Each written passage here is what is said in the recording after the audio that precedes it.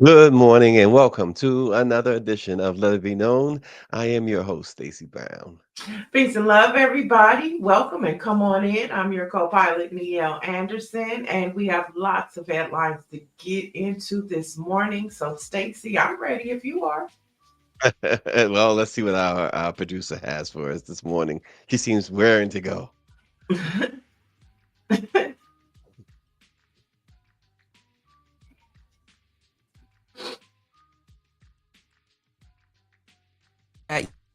neurospicy. If you get diagnosed as an adult with autism, you will have to go down the list of your likes and dislikes. When I found out, girl, it wasn't unheard of that being touched makes me uncomfortable, being kissed makes me uncomfortable, that I don't understand sexuality the way everybody else does, as soon as everybody else does. There were so many things that I learned that if somebody would have told me when I was like 12, I went to the neurologist. She said, your brain is fried, you have to stop.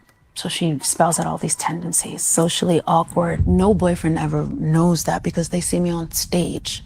So they decide that because I can stand on a stage, that I'm very comfortable in social situations. So I go and tell this gentleman that I'm dating that I am autistic. His response was, I have a nephew who's autistic and he doesn't act like you. And I was just like, damn.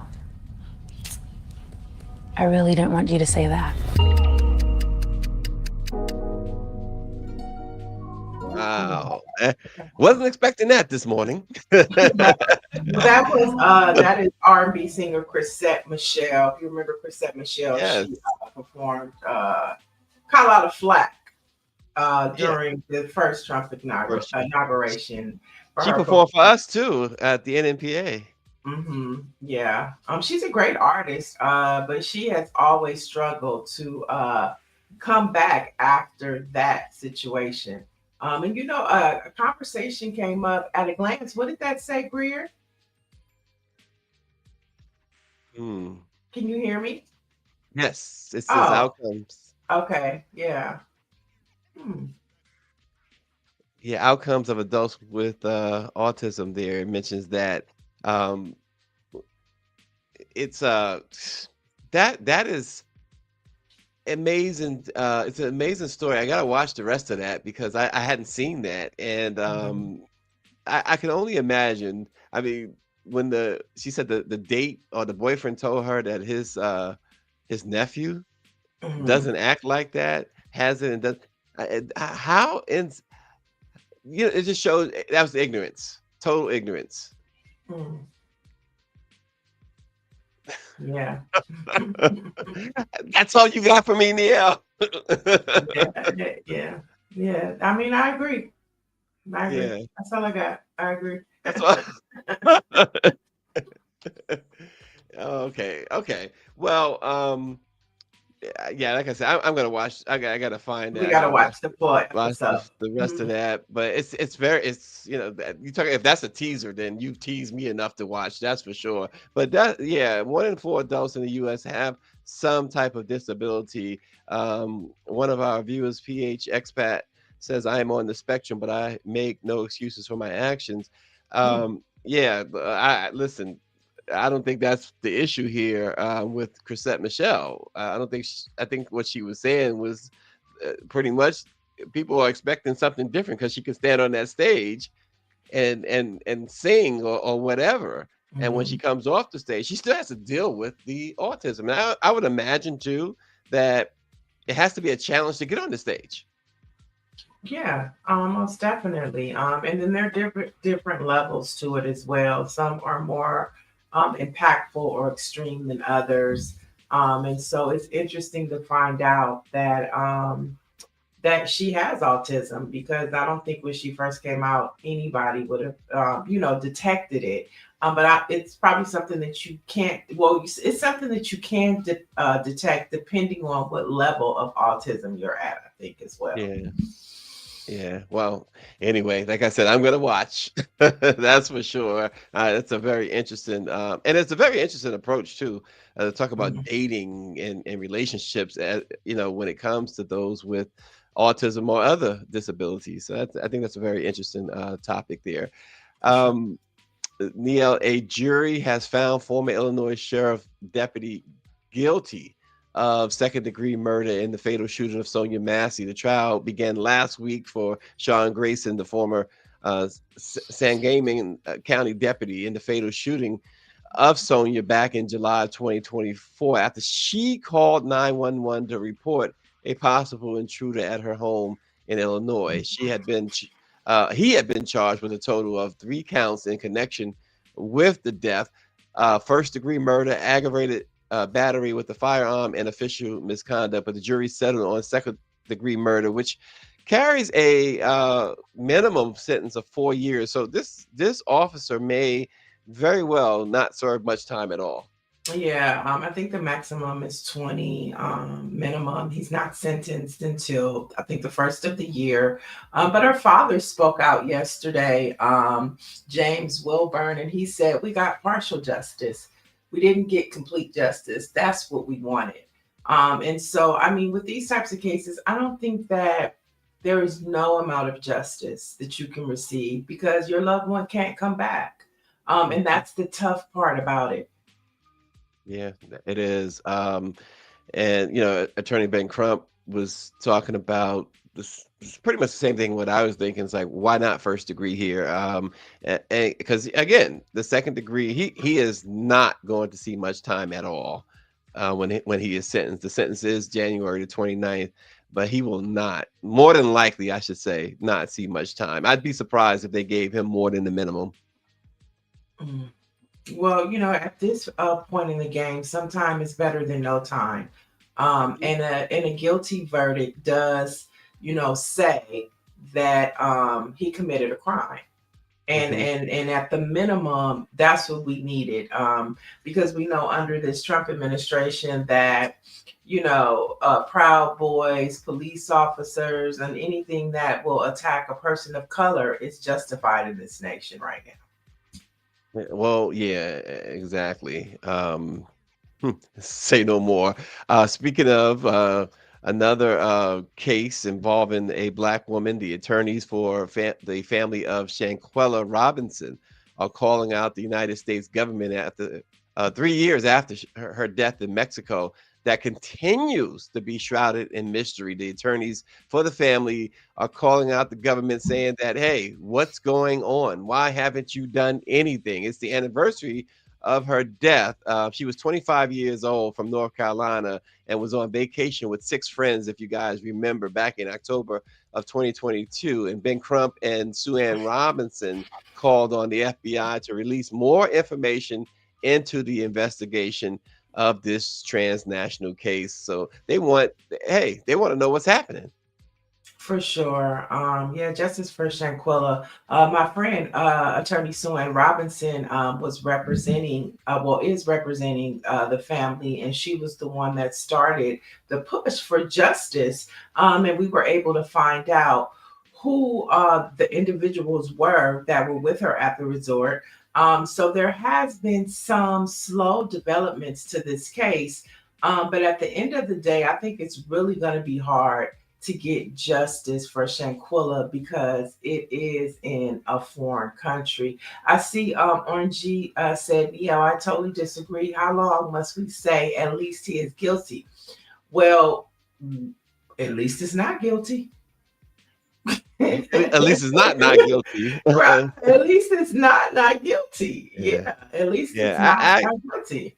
Yeah, I get his point. I'm sure you get his point I mean, too. I get his point, Yeah. but and at least it's on record because people could use his case to cite their case, as a reference point to, God forbid something like this happens again. I'm not saying that, she received 100% justice, but how would you feel if the verdict would have been not guilty? Right, and sentencing again. I keep going back to sentencing because you just said case reference, and this is a big part of the judicial system when it's time to sentence. They go Mhm. on case reference a lot, and that's pretty much. And we've talked about the Diddy trial in the past, and that's what they were harping on as well.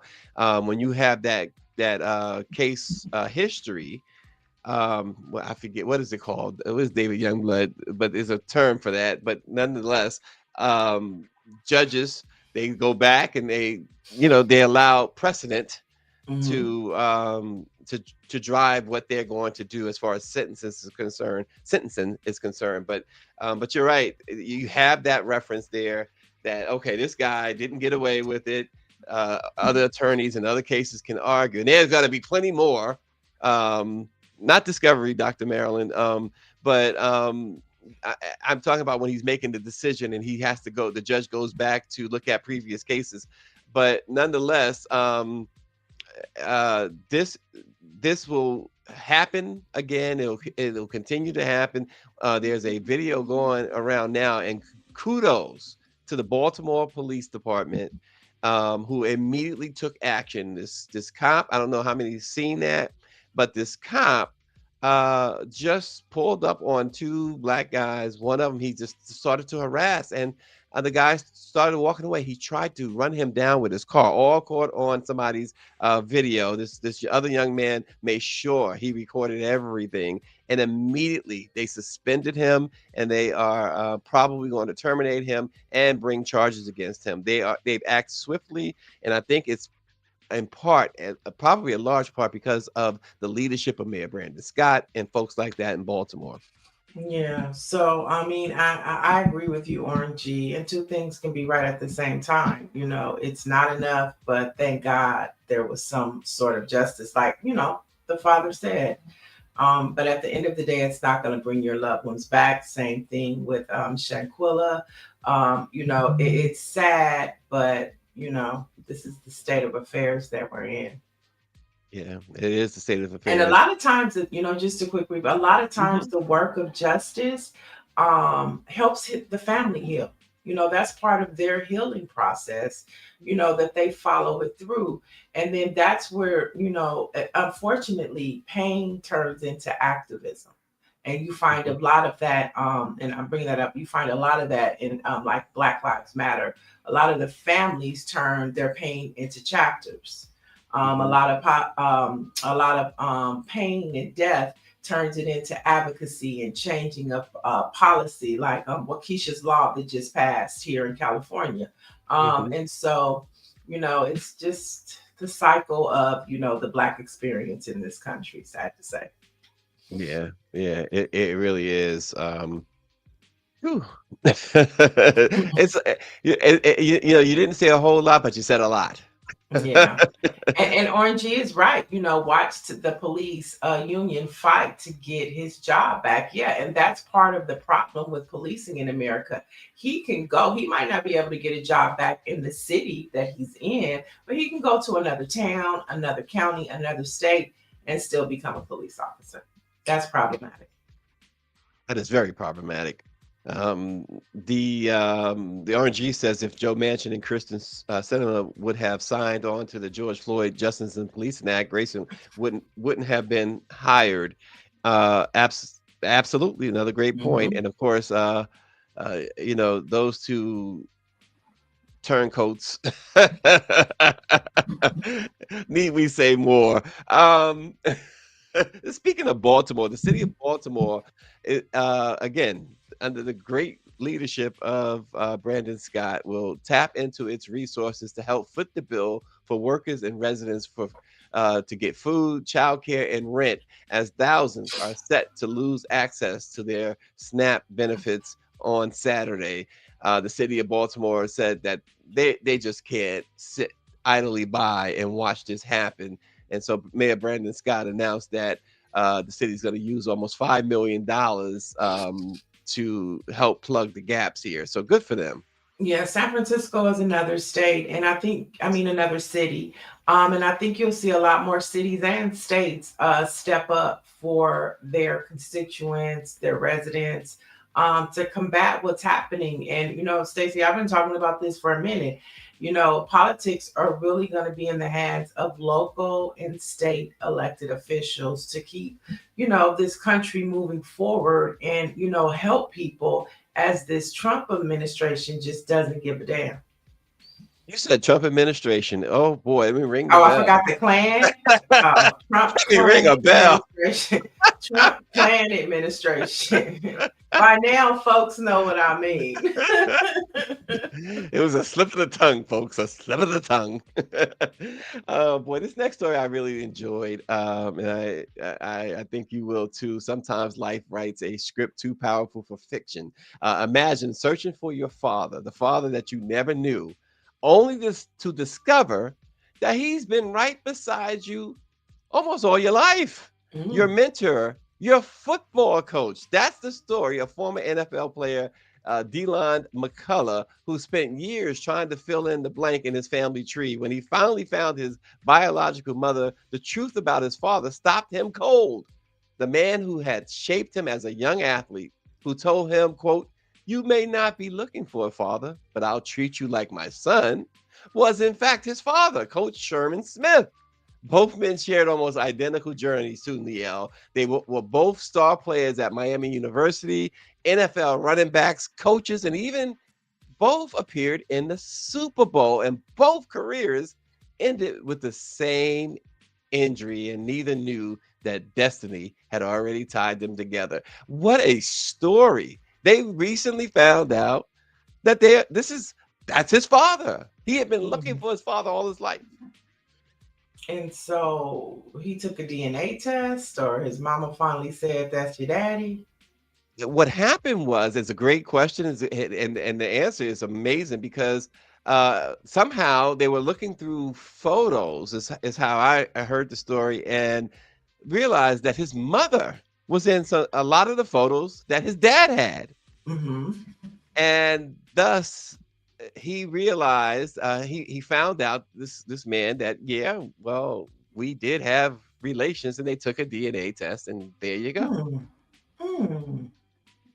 It was too Wow. many coincidences what they was finding. It was just too, and then the pictures really threw them into a tizzy, and they were like, let's figure this out. And That's he a had been great treating them. story. Is his mom Yeah, still alive?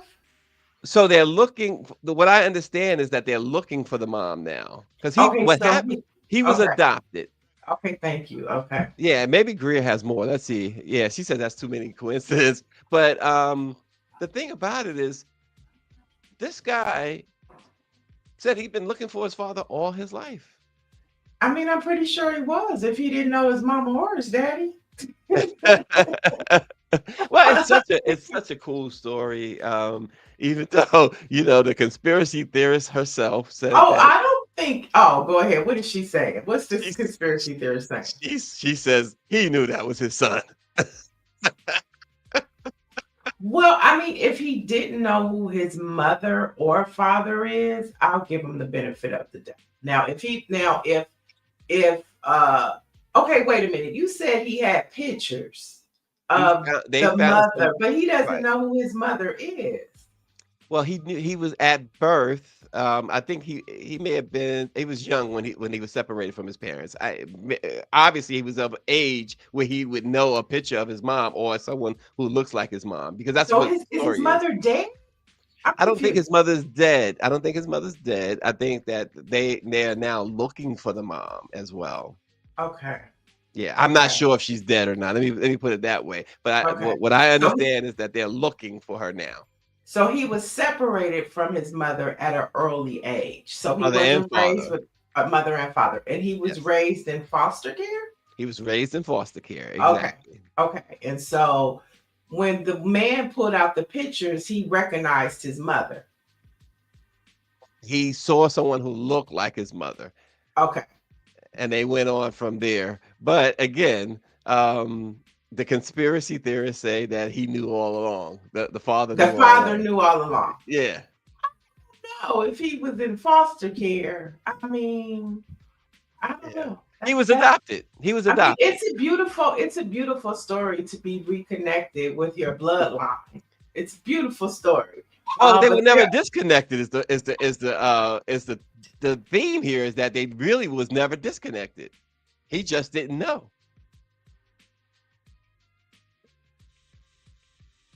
Uh-oh, we lost your vocals.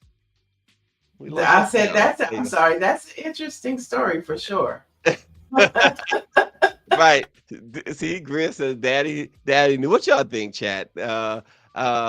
that did the dad know all along? Because he did make comments, as we reported, that he told him a long time ago, "I will raise you as my son, or I will treat you as my son."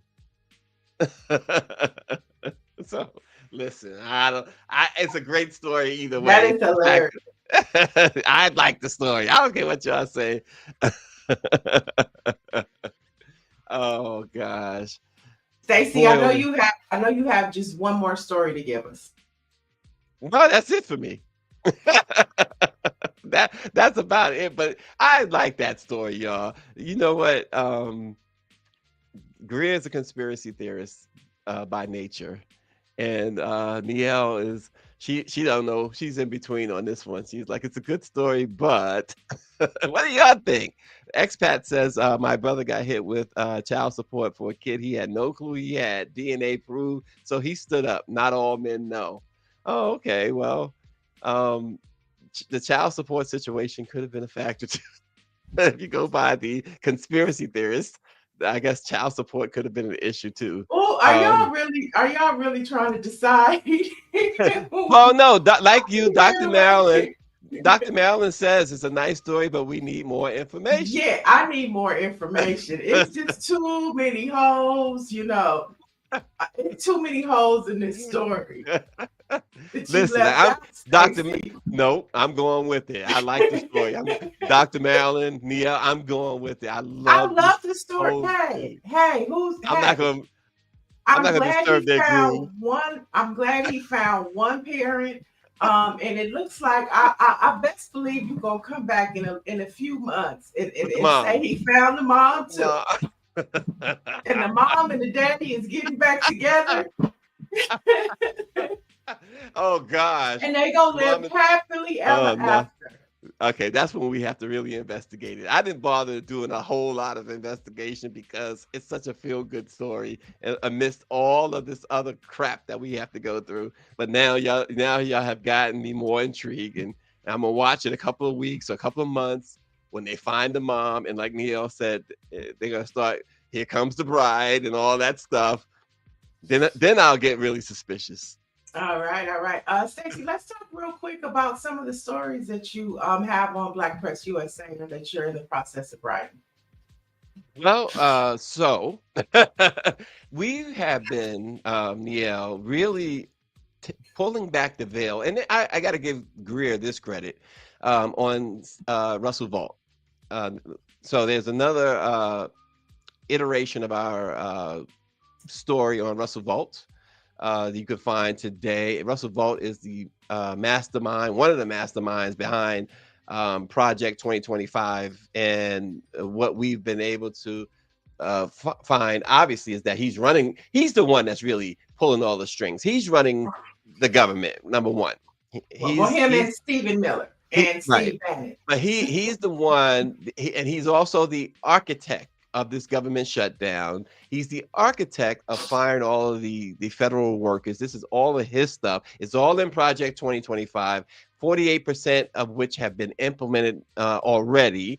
And what we're seeing with Russell Vault is that folks need to know who he is, because he is the one that is, more so than even Donald Trump, is creating the havoc that we see. And come Saturday, millions of people, at least 42 million, are going to feel Russell Vault's evilness Right. when they run out of snap. And so that is one of the big things that you will see. He's running the country without question. Russell Right. Vault is more so than Stephen Miller, more I don't so. know. I don't know about He's the that. mastermind. And because I think too, Niele, that folks understand that it is the Heritage Foundation Hmm. that Trump is the front man for right now. He's the puppet, more so than anything else. Yes, he's the right one, because he has all the hate for you, and they enjoy that, among other things about him. But this idea of replacing him, that's their call. They're making it their call. This is you see the voting. You keep talking about the voting rights and things. That is their call. Who will succeed him? They want it to be their call, folks. And Russell Vault is the mastermind behind all of it. Yeah, I think it's Russell Vogt. I think it's Stephen Miller. I think it's Steve Bannon. I think it's Big Tech. And I also think that it is Jared Kushner. I think it is a mixture depending on what the agenda is for Donald Trump.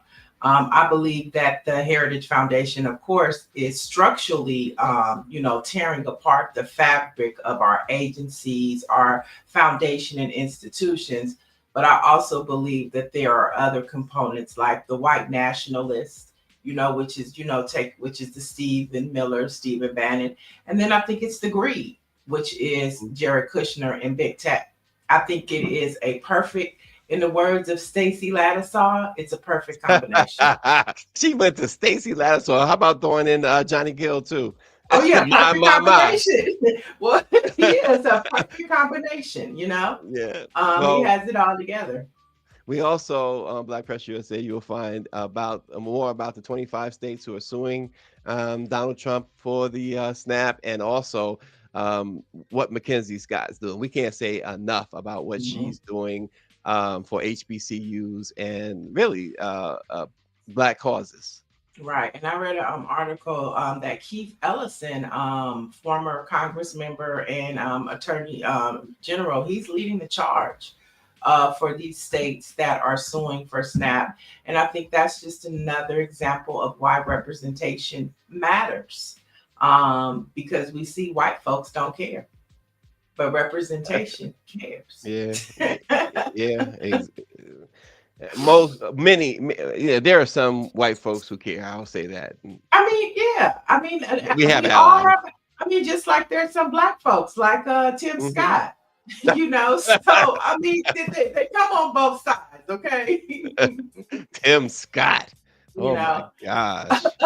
but I think our guest is in, and so we have another episode of Voices for Change with Michael Payton. So let's take a look before we bring him in.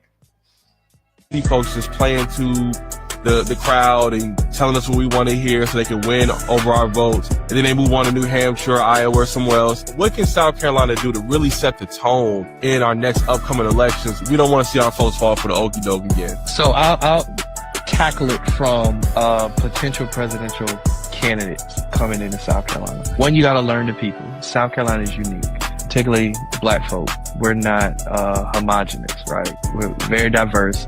I think we are more conservative than what people would give us credit for, but we're not oppressive. And so coming and listening to us, listening to the things that we are plagued with, and shaping your policy around that, I think would speak volumes, because as you stated earlier, the South got something to say.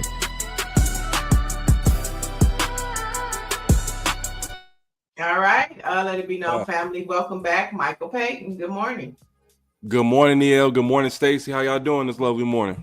Doing good, Michael. Good to see you again. Good to see you. Yeah, it's so good to see Voices of Change when we have Stacy and I have conversations about black men and their space in this political space. And Michael, we've even had conversations of the conversation of black men and where they fall in line with politics and why they resonate, or this conversation about them resonating with the Trump administration. And so talk to us. That was South Carolina Rep Hamilton Grant. Talk to us about some of the things that you black men were talking about. Well, we were talking about, jobs. We were talking about business.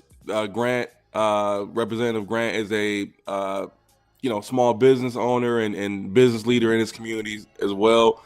And, we were talking about how do we actually outreach to black folks, black men in particular, not just through those traditional channels, not just through holding these big town halls and rallies, but going into barbershops, going into smoke cigars with veterans and black veterans, and just having real conversations. I think that black men right now, we're at a place where we understand the assignment. Like, black men are the number 2 most loyal voting bloc behind black women for the Democratic Party. But I think that a lot of brothers are looking at what's been happening over the last, especially a decade or so, And it's like, well, you know, where is all this going? We keep hearing the same rhetoric, we keep hearing the same old promises and stuff, and we don't really see anything really happening for us. Everyone else seems to be getting their just due, or at least getting their you know, voices elevated, and it's almost like we have to, you know, like we're not being heard, we're not being spoken to in a way. So I think that what we're trying to do with Vision for a Change is not, you know, obviously we're not just talking to Black men, but I think we really want to talk to people who feel like they have not been included in the conversation, and that goes for Black men and some Black women and people in general, right? Like folks feel like, you know, they're looking at everything that's going on. I mean, I just heard y'all speaking about it. Folks are losing their benefits. You have, you know, military folks who aren't going to get getting their paychecks. You got, I mean, Lord, I was just traveling over the last week or so, and just the idea of flying without, you know, really knowing that, is there TS, you know, is there air traffic controller? Like, this is ridiculous, and it really impacts everybody. And I think now is the time we need to start having these conversations. Like, this is why, as you said, Niele, representation matters, and this is why government matters. This is why we have to be engaged and be involved, and hopefully we bring more people in with these conversations that we're having. Are you finding all that you just said? Are you finding that it's, let me put it this way, are you understanding in any way why some Black folks, some Black men start to support the other side of this argument? When I say the other side, obviously I'm talking about Donald Trump. Right. You know, as a you know, as a person who really follows this stuff, it's hard for me to really like justify sometimes. Like, you really support, no, that's what I want you to speak. You know, to. like, you really support. You really. But at the same time, I will say this: I do think that there is a vacuum, right? And when you're not being, you know, and let's be clear, as I've said, you know, Black men are the number 2 voting block behind Black women. We're very, very low, and even I know we have a lot of talk around, oh, Black men are going to Trump and this, you know, yeah. Sure, I think, you know, you can probably look at those numbers, and I'm not a statistician, but I feel like those numbers are relatively marginal, but they're enough that if you start losing 4, 5, 6% of Black men in some of these key states or some of these key blocks, that's enough to swing an election in a way that we have what we have today, right? So you want to hold on to the folks that you have, because that's very essential for the one thing that you need to govern, which is win.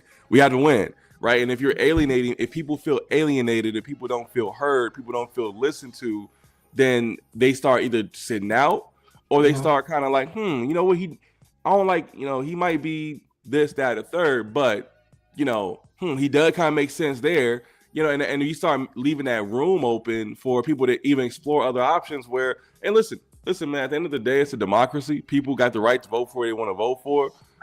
But at the end of the day, I think we know good and well, like what, I think it's almost cut and dry that like the other side is not looking out for your best interest. Hence, if you're a person right now that has to be on benefits, or if you just, you know, like I said, you could be a military person, or you could be working, for the airport. And right now you probably are looking at your paycheck and you ain't seeing nothing, you know, so it literally affects all of us. And I think it's just, you know, we have to start calling out the fact that, you know, I always believe that charity starts at home. And so I think that if we can look at our side and see what can we do to start bringing more people in, rather than, you know, hemorrhaging those fit folks that we need. I think those are conversations we got to have. Well, I mean, I think though that you can't ignore that this nation is in a state, especially for people of color, where neither party is doing us any justice right now. And when you look at Black men, they're the ones that don't find a space, you know, and I'll be the first to say it, you know, this movement with Black women lead, and if a Black woman runs for office, the Black man needs to step back because it's our time. You know, that has turned a lot of Black men off as well. I'm a Black woman, and I'll be the first to say it, because there have been some Black male candidates that I've been checked about because a Black woman was running. And how dare I? You know what I mean? So that conversation is there. But I think Oren G brought up a good point. He said, my issue is we have the same old tired Black leadership.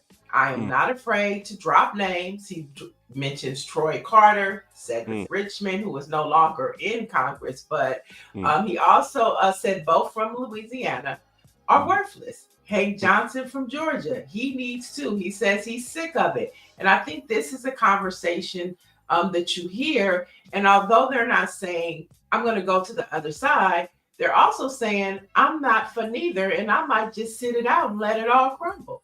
Right. What's your response to that? No, I understand the sentiments. And listen, there's a change of the guard right now. There's a change, like there's a shift going on. And that's why with Vision for a Change, I mean, notice we're very intentional. The first couple of guests that we've had, Michael Tubbs, who is running for Lieutenant Governor of California, next generation of leadership. Grant, Representative Hamilton Grant from South Carolina, state representative, but I feel is someone who is the future of leadership, right? Young man who is, doing the things and out there making these inroads in communities and communicating with folks in a way that, other folks can't, just because there's a generational divide, because there is a institutional divide. And I think that there's time right now that we start looking at, and we talk about this, Niele and Stacy, we talk about this a lot in our corners, but there is time. It's time that we start looking at other places for leadership, right? I think that we've been looking at in the same corners for so long. I was out there with y'all at the CBC, which was beautiful. I love seeing my people out there. I think it is the most, gratifying thing that you can experience, especially in a time like this. It was just so beautiful. But at the same time, it's like, we got to start respecting the fact that leadership does not just come from people in DC. Leadership does not just come from people who got law degrees or people who were consultants for this person or that person. Like, let's start looking at the streets, right? Like, let's start looking at folks who come from, backgrounds like mine, right? Who are, in the entertainment business or come from a different business, or small business in general. Folks like Grant Hamilton, right? Or Hamilton Grant. Like, we need to start looking at other corners for leadership. And I think it's time that we start changing the guard a little bit. And I think you'll bring more people in, because right now folks are like, so these same lawyers going to help us. These same folks that lawyered our way into this situation is going like remember a lot of the same folks that we see here are the reason that, I'm not, again, it's not victim blaming, but some of the reasons that we're here today is because of the folks that are in power. Like, Like the folks that we've been letting in charge, like, well, y'all haven't done a lot. And I don't want to call out no names, but it's a lot of folks that's here because call out names. Listen, it's a lot of folks in leadership within the Democratic Party, black, white, what have you, that are just sitting there, rank and file, waiting for the next step of the ladder. Let's just be honest, right? They're that, and they could really, not saying they don't care, but it's just like they care a little more about their job security. They care a little more about their clout and being able to be at the cocktail parties and. And it's like we need that. That needs to be over with. We need to be focusing on the people. We need less politicians. We need more statesmen. We need more servants. Well, it's like Nancy Wall wrote in. She says people have to understand that it's about policies versus a party. 100%. Yeah, that's what I was talking about when we were talking earlier about how Sonia Massey's family, and taking their pain and turning it into activism. And then you get policies like Waukesha's Law that just happened here in California, or you get the Justice for George Floyd Act, although it didn't pass, that came out of and from the people. And so, and to that point too, you were talking about change. I think that's why Mendami resonates so much, not just in New York, but people are paying attention to that election because it's something new, it's something different, and he's unapologetic. He is unapologetic. He's not afraid of the right or the left, and he has his party coming at him. And so when we talk about something new, I think all eyes should be on New York and what's happening there with Mendami. What are your thoughts on the New York race? Yeah, I think that we should be looking at New York for a number of reasons. Look, I'm I'm probably getting a little too old, right? Because I'm very old school, right? It's like and I understand, and this is what I'm talking about when you talk about earlier about the vacuum, right, of leadership. Because I'm just full disclosure. Look, I'm a business owner. I'm a capitalist. I think that we don't, we start getting down these roads where we're starting to elect folks who are, socialists and all this stuff. I mean, listen, I understand people want something new, but the fact that we're going to the extremes on either side, right? Like that is where I start getting a little bit worried. We look at. So wait, let me ask a question. So you think Yeah. Mandami is extreme? He's on the extreme side of things?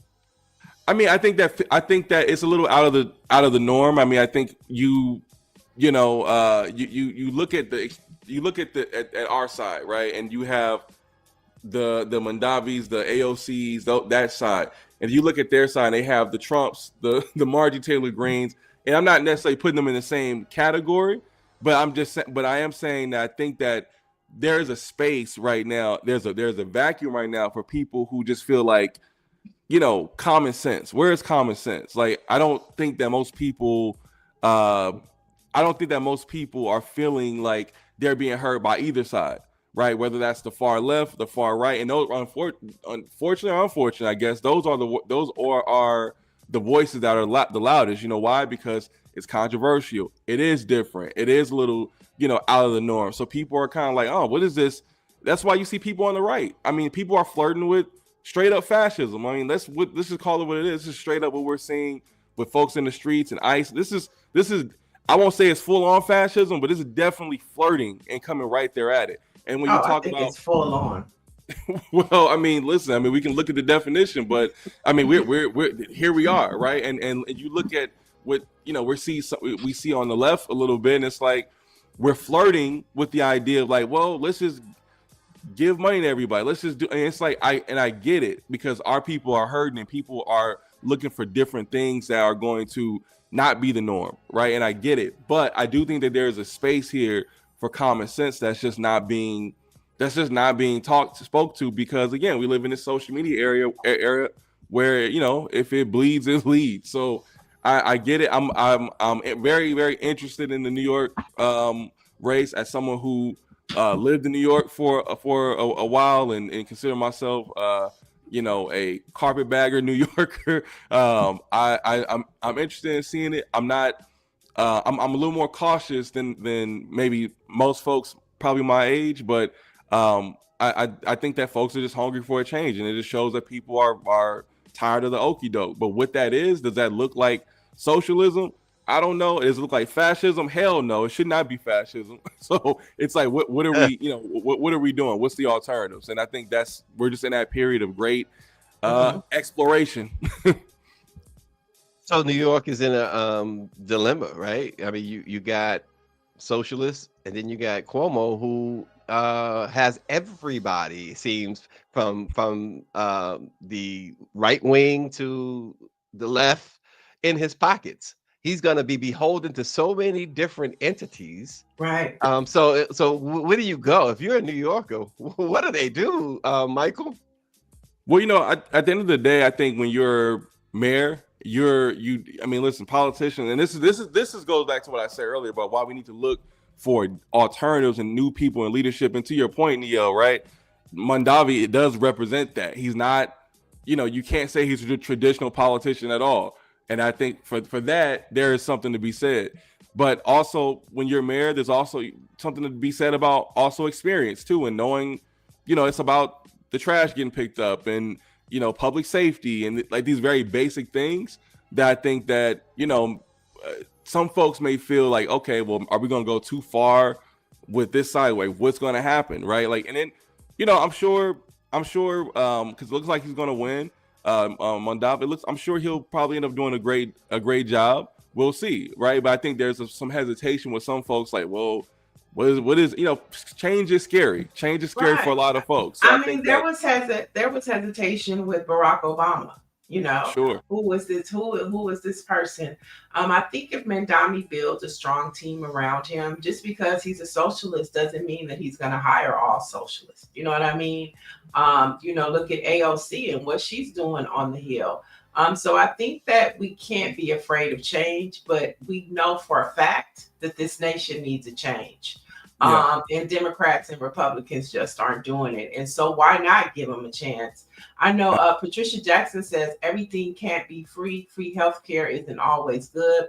Affordable is better. But when you look at other countries, when you look at Canada, when you look at Paris, and you saw Olympians maximizing that free healthcare. They were getting dentures, they were getting their physicals done, they were getting everything done because healthcare was free. Free healthcare can work for this country. And I just think that we're afraid to reimagine because we've been so programmed and institutionalized. Just like Black folks, we still have trauma from slavery and we don't even realize it. Oh yeah. So I just think we have to reimagine what we're afraid of. No, I 100% agree, and that is what Vision for a Change is about, right? Like we want to reimagine what that looks like. Like, I think that there's for folks like me, I think that there are some things that are intrinsically good about America. We have a lot of things that are rough and we need to smooth out. But I think that there's some values that are there, right? And I think one of those values are if you start a business, you should be able to start a business and get the government out of your way. So you can, in theory, you could be as rich as Jeff Bezos, right? But that also doesn't mean that if you work for Jeff Bezos' company, you should also be able to make a living off of one job. You shouldn't have to work 3 or 4 different jobs and DoorDash on the side and do this, and you're still like not able to pay your rent. Like I think there's a balance in America where you can, we can be big and wealthy and great, but at the same time, we have to look out for the people. And I do feel like and y'all are absolutely spot on. Both sides are not speaking to the needs of the working woman and man. They're just not. And I always, I'm a little more critical of my side because I believe charity starts at home. And I do believe that we actually do have the best ideas and the best policies for the people, but we just don't communicate those right because we get so caught up in this other stuff and we get distracted.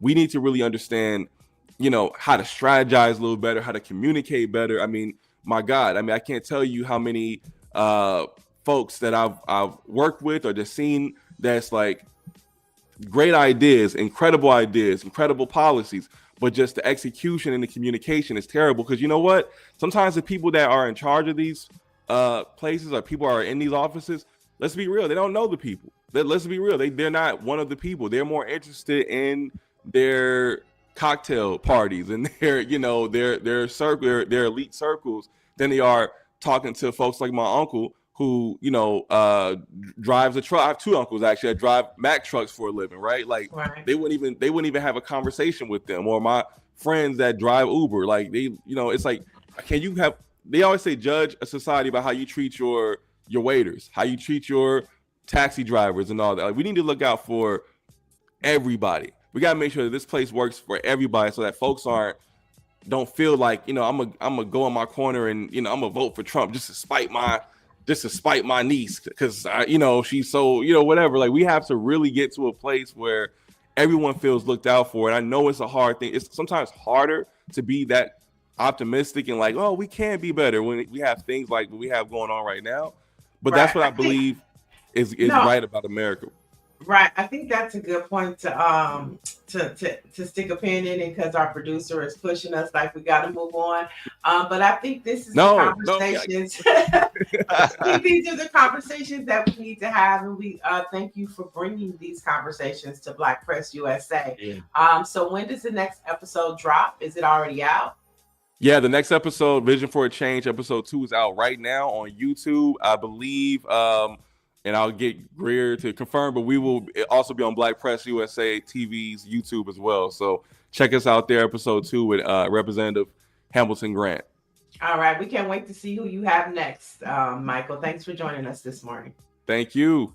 Thanks a lot, Michael. Appreciate it. All right. Just a couple more headlines to get through that we think you should know. Trump's DOJ has placed 2 prosecutors on leave for calling Capitol rioters. Now, the federal prosecutors were informed about their leave only hours after filing a sentencing memoranda in the case of Tyler Taranto. Now, while Taranto Trump for their role in the Capitol riot, he was convicted of separate firearms and threat charges after being arrested. Check this out, Stacy. He was arrested near President Obama's house in June Yep. of 2023. Now, apparently, according to the Trump administration, political violence is exclusively for left-wing people. Right, right. What we saw at the Capitol on January 6th. Oh, they were just having a nice family get together. You know, I mean, and this person, I mean, and so you call, I mean, to me, I always says, they were rioters, right? And you have to call them for what they were thugs, you know, They were thugs. they were thugs. Mhm. And to know that the Department of Justice, this Trump's Department of Justice, allows thugs, hoodlums, murderers, to roam free, and then you want to call Some of somebody them that, work for the Department of Justice, no, some of them are ICE. and some of them are ICE. Exactly. You A know, good there's number are difference. probably ICE. Yep. And so allegedly, we'll say allegedly, okay. Mhm. But the fact that these people are able to roam to be a part of our public safety now,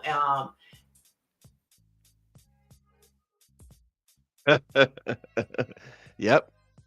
And several of them, I don't know exactly how many, but I know the number is growing that he pardoned, have been reincarcerated or charged with other crimes since.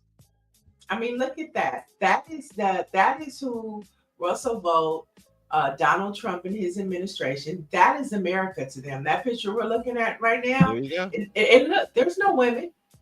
Yep. Women aren't included. People of color aren't included. Just white men. That is the America that Donald Trump is standing on business for. And look, over half of them about to lose their SNAP benefits. So Dr. Joni says that's what you get when you have a convicted felon running the country. Yeah, listen, you are who you hang out with. Right. Now let's go to some HBCU news because they're holding up the bloodstained banner. Hampton University gave Brexit the boot off of campus. As the HBCU says, the Black conservative organization did not meet the requirements to host the event. Now, initially, the group, which was founded, of course, by Candace Owens, planned to hold an unauthorized event at the Virginia HBCU during homecoming festivities. So this tour is not going well at all. I mean, for the first one Candace pulled out, it's just not happening. They just need to give it up. But according to the Griot, Hampton's campus police escorted members of Brexit off campus, saying that it never received permission to set up shop. Now, the school issued a statement calling the matter an issue of public safety. It is an issue of public safety. Hit the road, Jack. Don't come here no more. That's what I'm talking about. And finally, on a good note, the legacy of Rosa Parks will be forever remembered with a statue in the Alabama state capitol in Montgomery. Now, NBC News is reporting that the monument holds another historic place beyond its remembrance of Rosa Parks. It will also become the first monument of a Black woman on the state capitol lawn. Nice, very nice. Better than putting Trump's face on the U.S. coin. And I'm surprised they didn't try to stop it. You know. Oh, they're not done yet, Niele. Let's not think that it's over with. And I think we also should continue to lift up the African American Smithsonian Museum. There's a lot going on still, and it's closed right now because of the shutdown, right? And so we don't know what they're in there doing and moving around and shuffling and all types of things. So we definitely should. And I know that BlackPressUSA has been monitoring that situation, and so continue to get the news at Black Press USA about the African American Smithsonian. Yeah, and continue to support Black Press USA any way you can. Some Black facts. On this date in 1974, the Rumble in the Jungle took place in Africa, where Muhammad Ali shocked the world with an eighth round knockout of George Foreman to regain the heavyweight championship of the world. And if you've never seen the documentary When We Were Kings, folks, you missing out. Whether you're a boxing fan or a sports fan or not, watch that documentary if you haven't. It is one of the best documentaries I've ever seen. It came out in the 90s, but it is absolutely captures everything about the Ali Foreman fight, everything leading up to it, the aftermath, everything that you'd want to ever know about Don King, how he put that together with no money, just on being the slickster that he is. And he was able to put together at that time the biggest event in history. Oh, I'm sorry. Hey, we got a rumble in the chat right now. I'm sorry, I got a but it's all one love. Brothers. It's all love. One love. Bob Marley. One love. Listen. Look, he said, "Go play outside." Wait a minute. Wait, you know that. Or come on, y'all. You know that meme. You know that meme with Michael Jackson from Thriller, where he's eating the popcorn. That's me right now with this. Brothers got to straighten it out. Brothers got to work it out. Speaking of, I mean, that was perfect timing, though. Good one, Stacy. We got a rumble in the chat, and we remembering one of the best rumbles in United States history that took place in the motherland. I love it. The motherland. Yep. And my Black history fact, it's a sad one, but it's a reason for you to go and blast Run DMC today. Yes, 2 years ago. Yeah. What you say 2 years ago? 2 years ago, a friend of mine asked me to say some MC rhyme. So I said this rhyme. Now I'm about to say the rhyme was deaf, but then it went this way. Took a test to become an MC. Okay. So with that being said, today we remember the life, the legacy, and the contributions to the culture of Jam Master Jay of Run DMC. In 2002, he was murdered, of course, in his recording studio. But his legacy has left an imprint forever. And just an update, Ronald Washington, a childhood friend of Jam Master Jay, was found guilty of his murder in February of 2024. And Carl Jordan Jr., Jam Master Jay's godson, is a trigger man, and he was also found guilty. And there's one other individual who is waiting for trial at the top of next year. Sad because they were all connected, and Jam Master Jay knew his killers. So that's very sad. I was literally steps away, probably about 500 feet away when Jay was killed. I was visiting someone who lived, like I said, about 500 feet from the studio, and we didn't hear anything. We didn't know anything until I left finally, middle of the night, and saw some activity there. And quite honestly, I didn't even know that was his studio. But so all the activity there with the police and everything else, and realized a few hours later that Jay was there. That was his studio, and he was killed. And that's what was all the police activity was about. I went to his funeral and covered his funeral.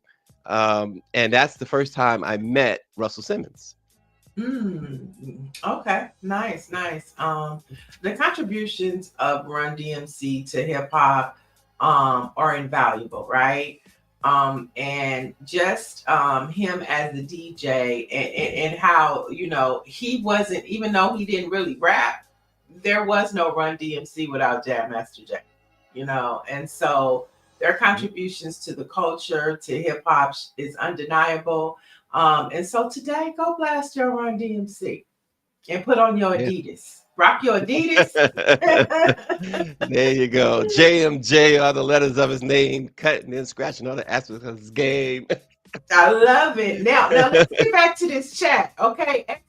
Orange D, knock it off, okay? Okay. She said, knock it off. Who else says that? I know who else says that. Knock it off. Folks, our Black-owned newspaper of the day is the Correspondent Eco Latino. It was founded in 2005, and the Correspondent Eco have amplified the voices of underserved Black and Brown communities in Columbus, Georgia, and its surrounding communities, reporting issues affecting their everyday lives without fear or favor. As the only bilingual publication in the Tri-City area, the Eco Latino made a conscious decision to report only local news, and its mission from the beginning has been to educate, enlighten, inform, empower, and inspire. So check out the Correspondent Eco. For sure, let's do that. Expect Orangey, I want to see you guys here front and center tomorrow. Front and center. In the principal's office. Front and center tomorrow morning. But in the meantime, everybody, be sure to check out BlackPressUSA.com to keep up with the latest stories, news, and information that is inspiring, uplifting, and impacting the Black experience. That's BlackPressUSA.com. Absolutely. And folks, tomorrow's Friday, so we will see you then.